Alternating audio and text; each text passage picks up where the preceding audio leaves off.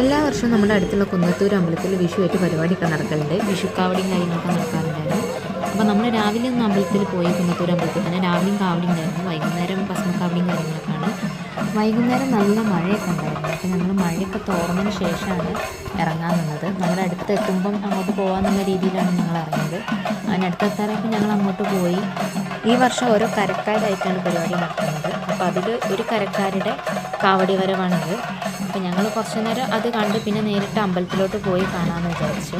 അപ്പം മക്കളും എല്ലാവരും ഉണ്ടായിരുന്നു കൂടെ. എല്ലാവരെയും കൂട്ടിയിട്ട് അമ്പലത്തിലോട്ട് പോവാണ്.